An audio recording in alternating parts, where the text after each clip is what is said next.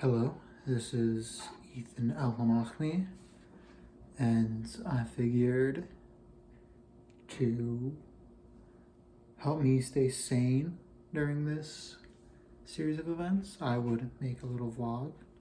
So I'll give a little background. So basically, I was in close contact with someone who tested positive for COVID, and while so far all my tests have come back negative, precautionary measures, I'm quarantining in a little apartment. Apartment itself isn't too bad. I can hear when other people move throughout the building. There's a lot of kids that like go outside. I could hear them a lot. So yeah, this is Ethan's quarantine vlogs, day 1. So I started off my day around 7, 8 o'clock. This is just when I woke up. And so immediately I just got my laundry done because I had a feeling I was going to be told to quarantine soon. I just didn't know if it was going to be in my room or here. So basically got a call saying, hey, you came into close contact with a person who tested positive. We need you to quarantine for the next 10 days. I said, can I do this in my room? They said yes. And then they called me to about an hour I'll say about 2.5 hours later, basically saying, we lied, you can't, you have to come to off-campus apartment to quarantine for 10 days, which sucked because I couldn't bring my PC, but yeah, they gave me a very generous 40 minutes notice to pack all my stuff and get over here. But once you take into account it's a 10-minute walk, at least the path I took was, because I took a dumb path. I don't know why I did, but there was that. And then it also took me 10 minutes to get tested from when they told me, and the testing center didn't open up till 11, so they gave me about 20 minutes to pack all my stuff and be here. And then obviously I was late. Like, what are you gonna do? Like, I'm already walking over. But I got here, unpacked all my stuff, watched a bunch of Overwatch League today. Pretty good matches.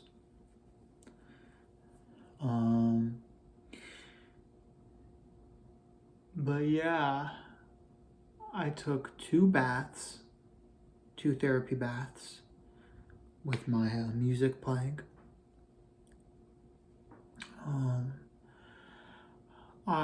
For breakfast, I had a single hamburger bun, and that was at about 8, just like right before I got that phone call.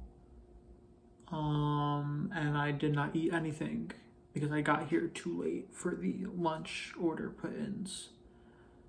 So I started, by the time it was delivered, it was around like 5:40, then I ate, which, dude, mass pizza is just not it, bro. I don't know if it's just the dining hall, but like, you would never, ever catch this quality of pizza in Jersey. That's just not, it's just not happening. But so I got here and I realized I forgot a bunch of stuff. And I'm not sure if anybody can come drop it off, but my key to my room is with me, so they would have to come pick up my key, then go get all my stuff. But like, also, what if I test positive? Then I don't want them going to my room. It's just a whole whatever. But got the essentials, got my laptop, got my Switch, brought a couple books. I let my in-person professors know I was going to be online.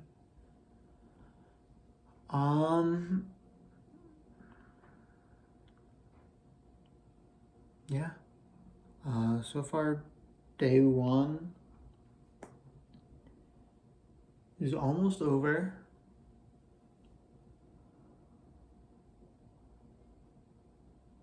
I mean, I don't really know what I'm going to do for the rest of the night.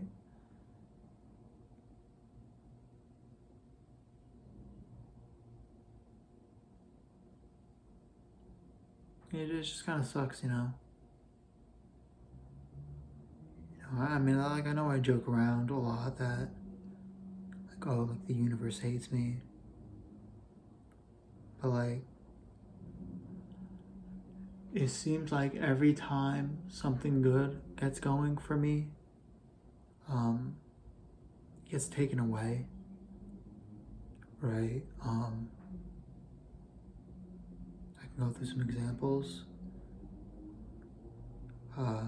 Obviously, starting off, I was born, first couple years of life going good. Then, mom dies. So I get to grow up with no mother. And growing up, it didn't really bother me a lot. Like now that I'm coming of age, I don't know. Whenever I see Mother's Day ads, I'm just kind of reminded of what I don't have. And I mean, Mother's Day itself is kind of rough. I have to stay off social media for a couple days when it happens. Especially just this past year, probably this upcoming year too. Just because, everyone, with a mom is, posting about how much they love them. And, I don't get that. I don't get to do that. And obviously, not everyone has a good mom and not everyone makes those Mother's Day posts, but having that option would be very nice. Instead of having it taken away from me.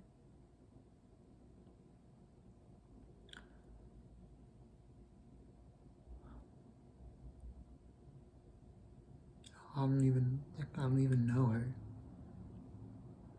I mean, for the longest time, my only memory of her was me looking down at her in the hospital bed as she was dead. I began to lose that memory when I was around 11, and now I don't have any memory. I just have a photo in my room where I'm with her and we're both smiling.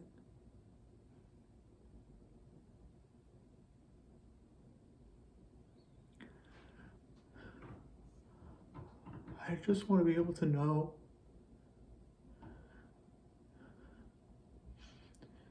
if she'd be proud of me.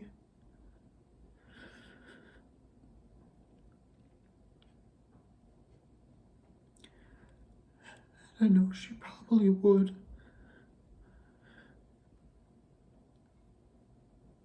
But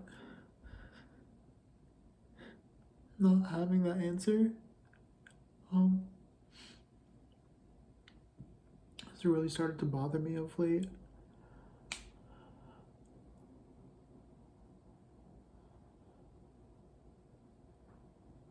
I feel like part of me is missing because I can't sympathize with someone who's lost someone because I don't remember how it feels to lose someone. I was too young. I was too young to remember my mom's death or to truly understand it. No, I don't have any memory of her. I wasn't close with my grandpa, so I wouldn't really feel too much. And I don't know, I feel like that kind of chips away at my humanity. And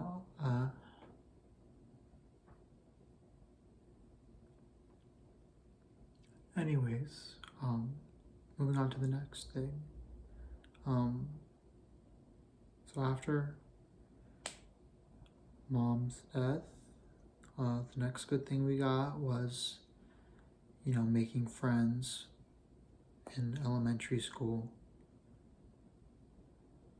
Made some really good ones, thought they'd be lifelong ones. And then we moved.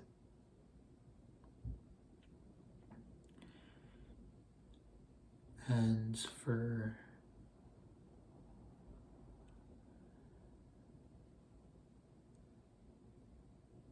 about 3.5, 4 years, I would say 3.5 years,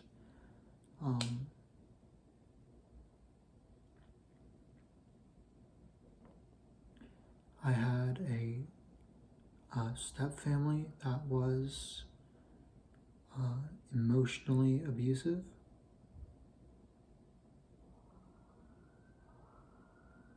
And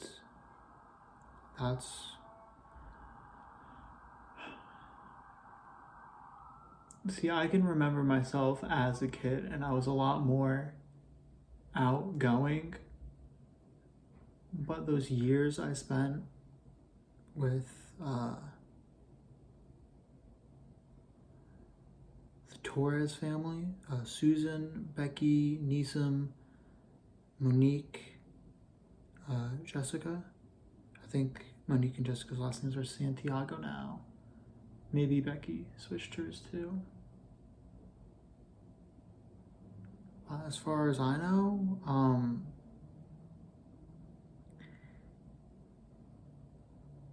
Susan, who was my ex-stepmother, was a manipulative bitch. I'm sorry if you're offended by that word. I'm not. Very toxic.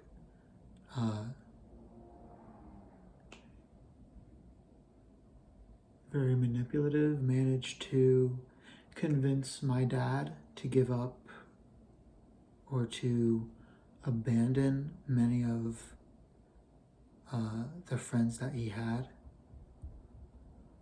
from Bridgewater and other family friends.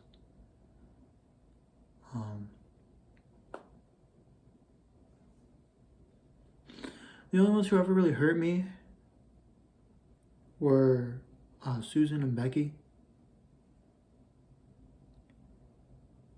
Obviously, there's like a bunch of trauma that I can't go into here, but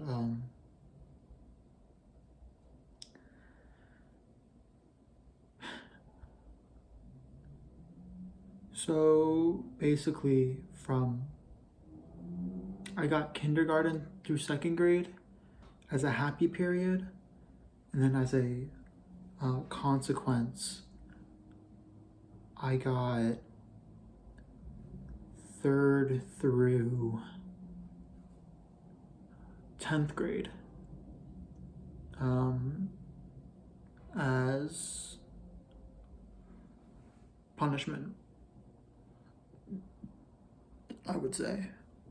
I didn't really have any friends when I moved, and that didn't really change. Obviously I had like in-school friends, but when it came to hanging out outside of school,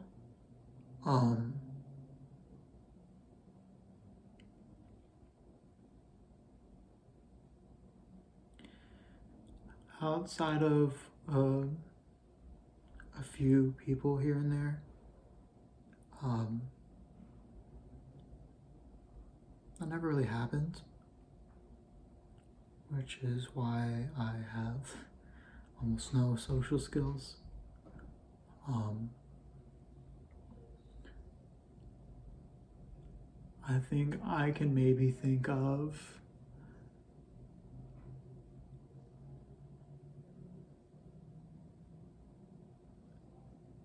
off the top of my head, I can think of 2 people who from 3rd to 10th grade I hung out with outside school.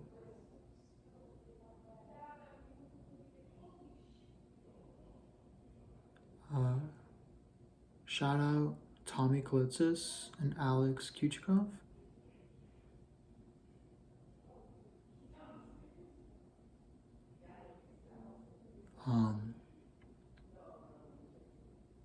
Me and Tommy stopped hanging out around 6th or 7th grade. Just because there was nothing, no bad blood. We just grew apart. 9th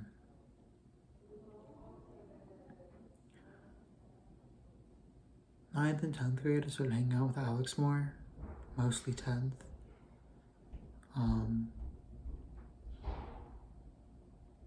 We had algebra together. That was very nice. We also hung out junior year, but those were relatively good times. But so 9th grade, I didn't really have anybody to sit with, so I sat on the floor with a couple other people. We were, once again, it was more of that in-school friends, not out-of-school type deal. And then sophomore year came around, and I upgraded to sitting at a table with a couple people I knew.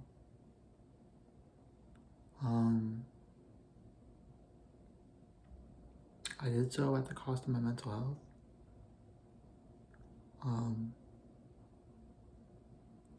It was just like day in, day out. They can make fun of me. And my weight, which has always been a sensitive topic to me. But the moment I poke fun back, all of a sudden it's too far, or it's not funny anymore. I ended up sitting in the library.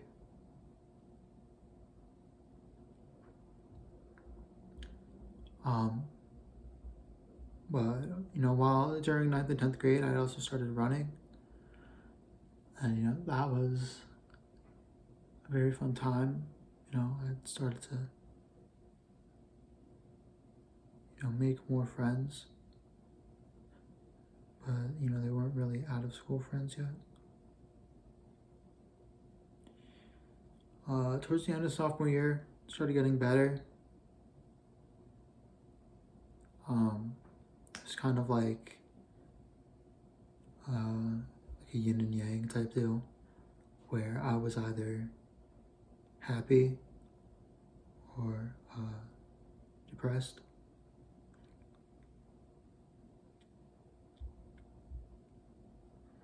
And then I found out Coach Wayton was quitting the cross country team. And that was really rough. Just because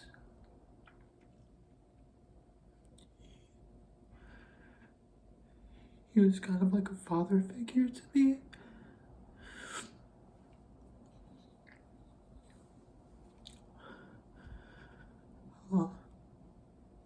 He had coached my older brother and sister when they were going through bad times.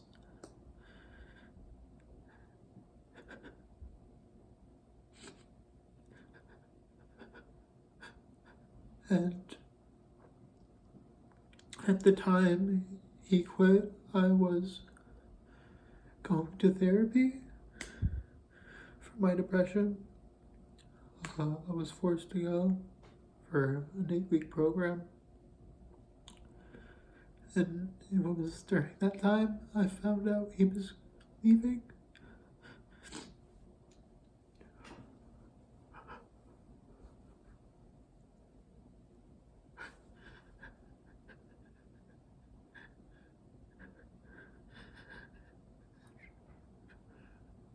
I'm sorry, give me a second.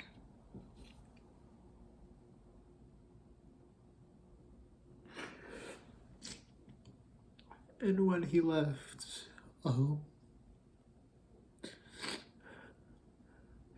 that was a stab in the heart. And I know it's not his fault.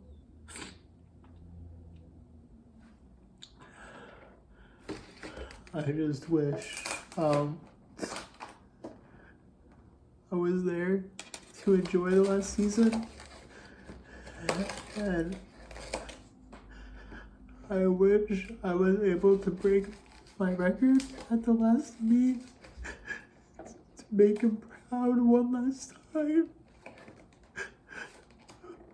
But I couldn't. Oh, dude. Fucking tissues.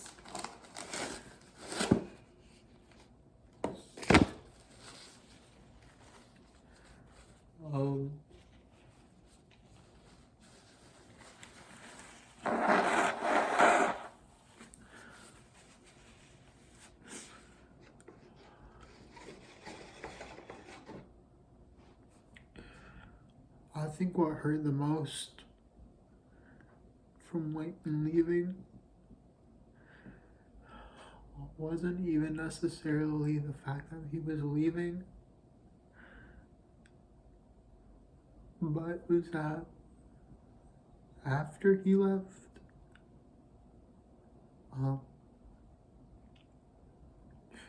most of my running group also left,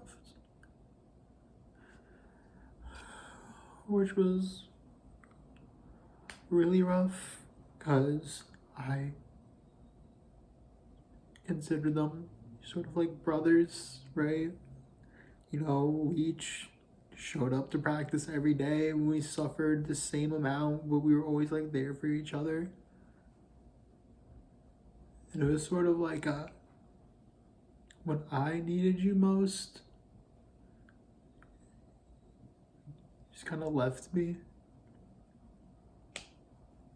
And honestly, I know they don't hold any obligation to me, but I just thought after, so many miles run together, I thought we had something. How many times had we waken up at, like 6:30 in the morning in the middle of the summer to show up at practice at 7 to run our asses off and sort of just to leave when the team needed you,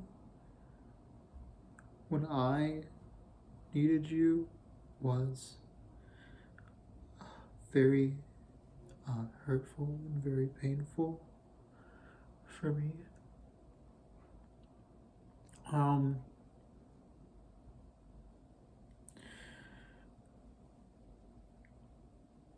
Then spring track came around and we got Coburn as a coach, and he really did push me.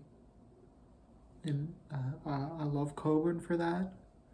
A lot of people thought he pushed us too hard, but I thought he was pushing us hard because he believed in us. Was he the most knowledgeable when it came to the injury prevention? No. But that was something we could do on our own, or that we could advise him on. But he believed in us the same way Wade believed in us.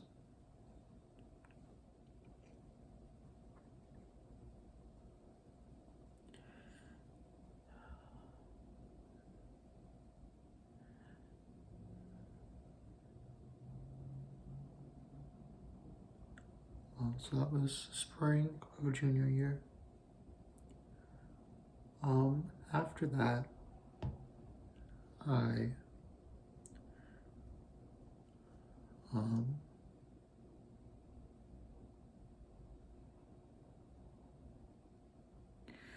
we got a new coach for cross country that wasn't Coburn, because Coburn coached soccer in the fall.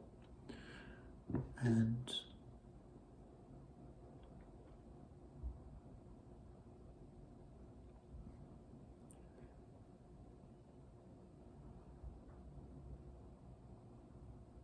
that was a rough season, just because I hadn't found how to motivate myself.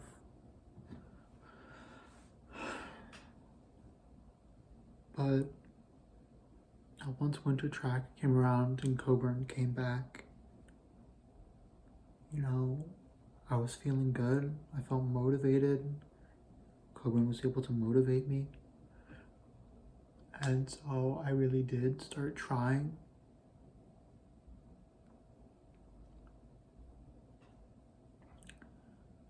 And then I remember one of the last in-person conversations we had was him telling me that he thought if I worked hard enough, I could go sub 5 in the mile, which had been a dream of mine since I was a freshman.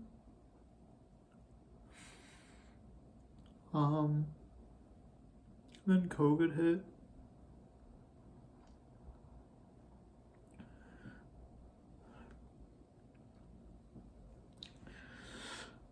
And without Coburn there to motivate me, I kind of fell apart.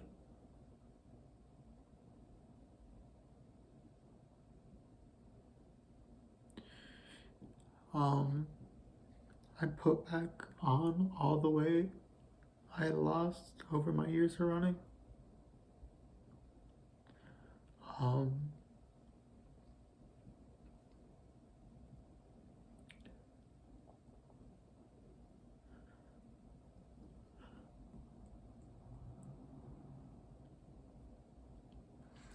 Then I basically I come to Clark.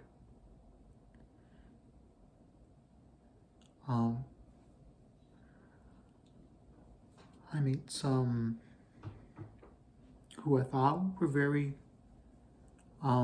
nice people.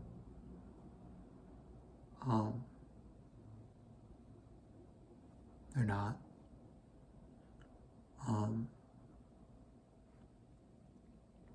I was in a group chat with about, I think, 15 people in it, maybe 20. I left it just because not only had the group already splintered into two, but most of the people in that chat were just very toxic.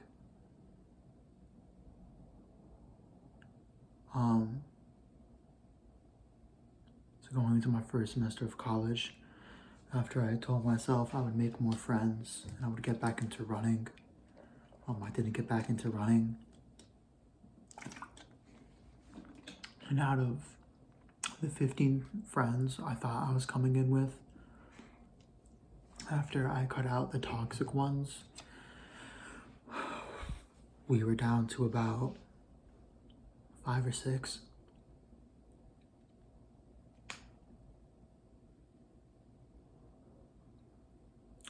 I don't know if that group chat is still together, but I know damn well they don't get along. I know they don't talk to each other. And if you're one of those people in that group watching this,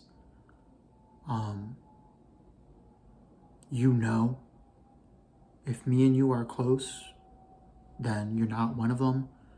If we're not close, then there's a good chance you're one of them.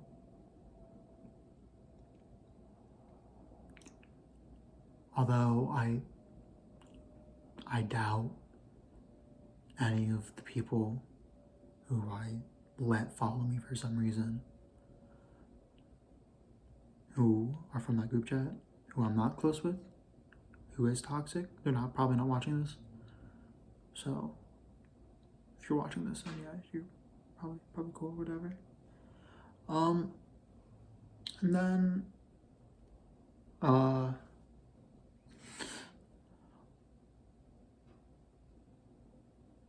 met this girl. She was a sweet mate, one of those maybe like 4 college friends I had. 4 or 5 college friends I had. Very nice. Ended up dating her for 2 months. Then she broke up with me on my birthday, December 11th, over break. I basically discovered I was a rebound. She had broken up with her boyfriend from home to date me, so I was just a rebound. I was there to fill an emotional void. That was just a shitty thing to do on her part.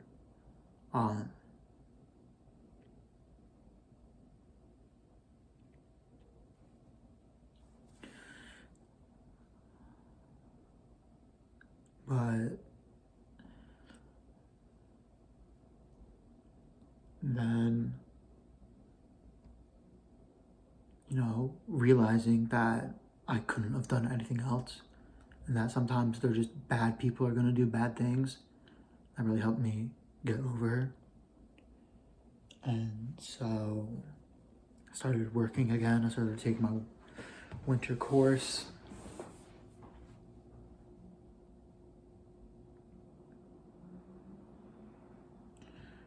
And then I got back. One of my friends from last semester went online. I got broken up with by another. So there was a period where I had 3 on-campus friends. It was like that for a while, and so one of them,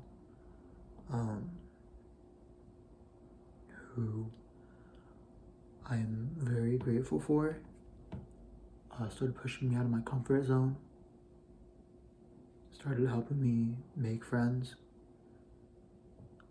So I went from 3 on-campus friends to 4,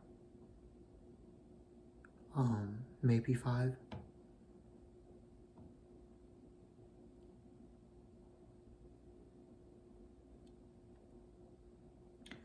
And I was gonna have a movie night with a couple of them on Friday, but they wanted to push it back to Saturday, so I said yes.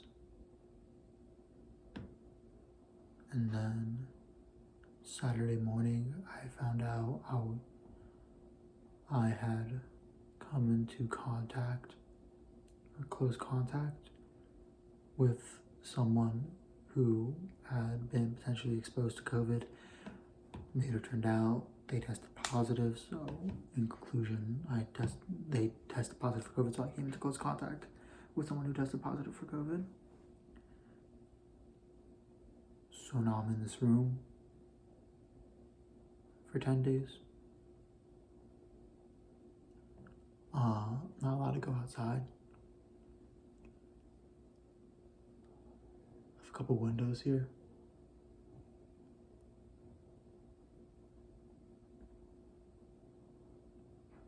I just started getting into running last week.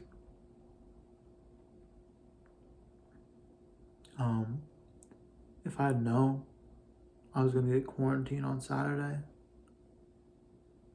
I would have ran twice each of those days. I don't care how painful it'd be.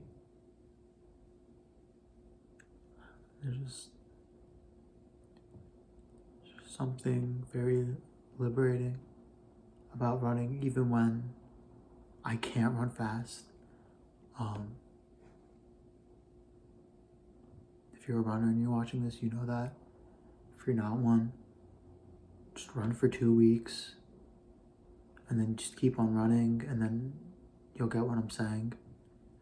After those initial 2 weeks of pain, you'll pick up what I'm putting down.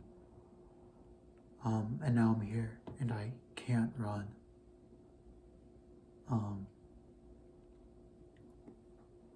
I can do other workouts, but they're not running.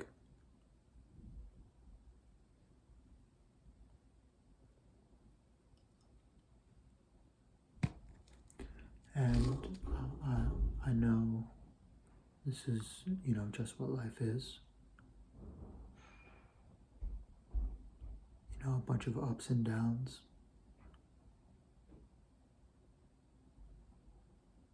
But to me, it kind of feels like every time I'm starting to fully enjoy an up,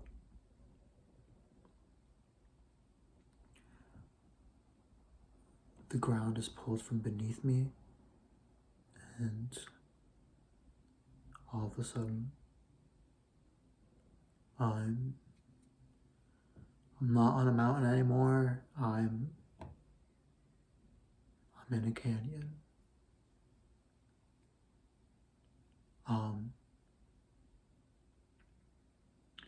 So I don't know if this means I need to start appreciating the good things more, or embracing them fully sooner.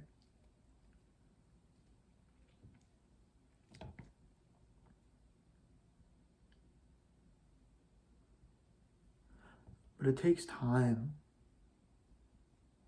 to form friendships, to form, bonds with people.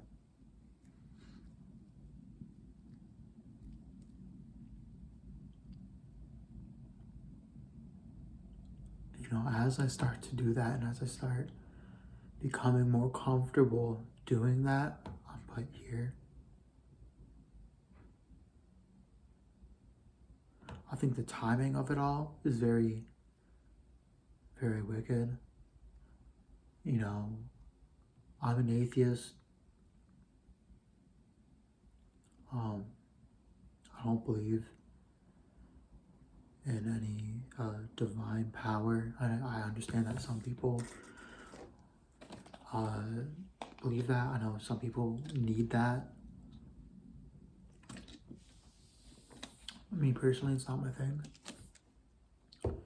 But I do believe, Newton's third law: for every action there's an equal and opposite reaction. I believe the universe is all about balance.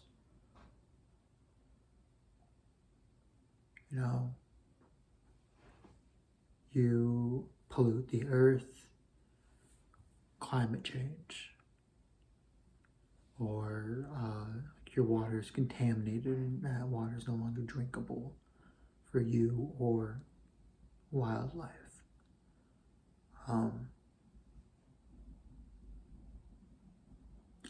I just hope whoever is on the opposite end of me, where as they're about to experience their low, they get lifted up onto a high. I just hope you're happy. All I want to do in life is put smiles on people's faces, because I know what it's like to forget how to smile. I know what it's like to have to put on a mask and tell everyone it's all right, that you're fine, that everything's fine at home, that nothing's wrong, that you're doing okay when you're not.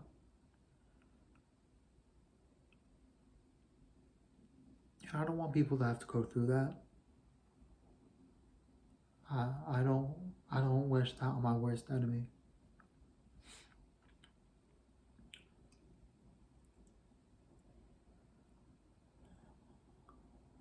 I just wanna live life. You know, I don't want to spend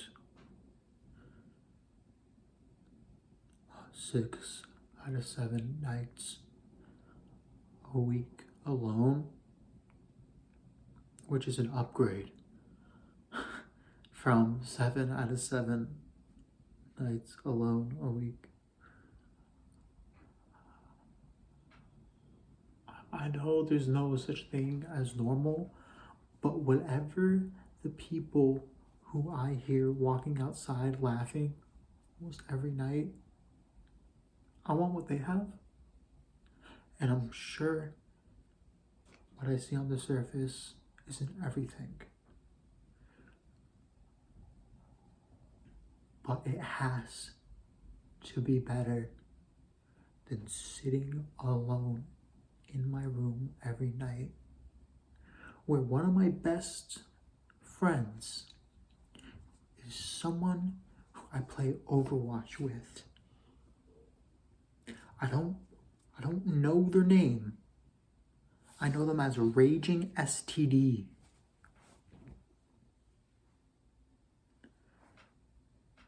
And he's one of my best friends.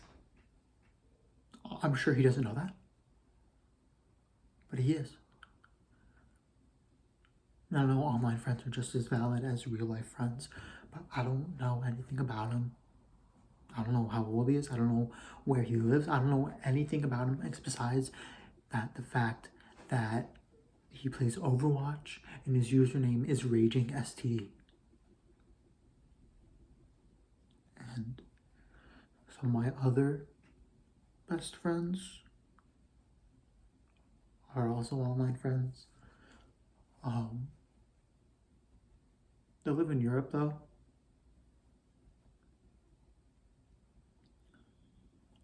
I know one girl in particular. She lives in the UK. I like her very much. She's a good friend.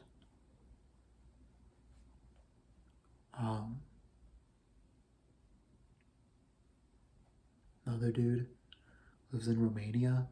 He's going to college in France. And then there's a 14-year-old Swedish boy who gets on my fucking nerves all the goddamn time. There's some others. I would say the 3 I mentioned were the closest though.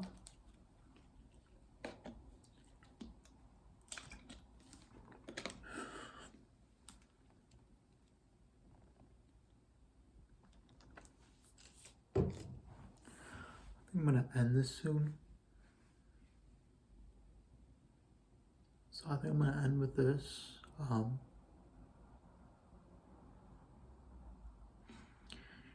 If you're from West Windsor, Plainsboro High School South,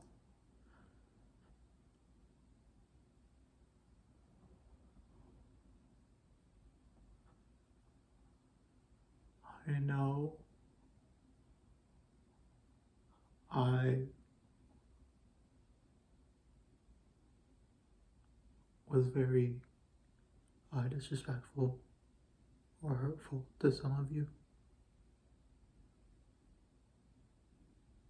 I'm so sorry.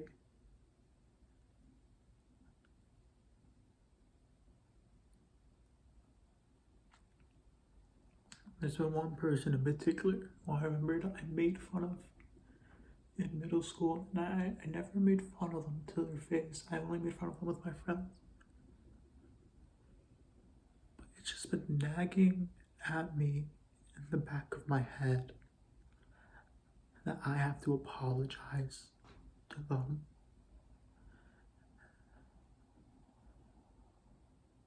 There's just so many other people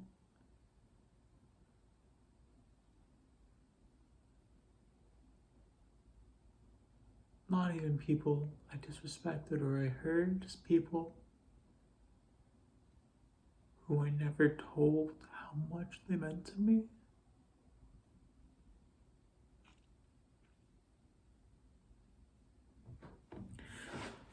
There are plenty of people who I was always too nervous to talk to.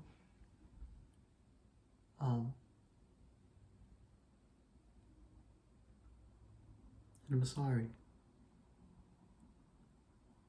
I'm I'm trying to be a better person now.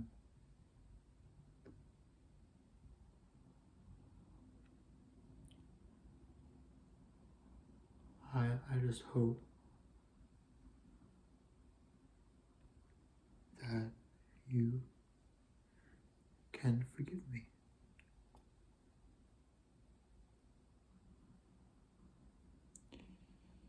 Woo! Quarantine day 1. Already cried.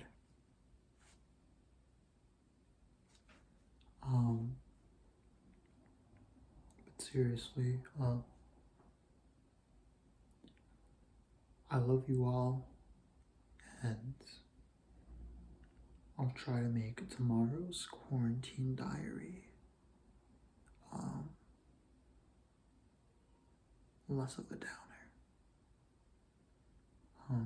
I love you, and good night.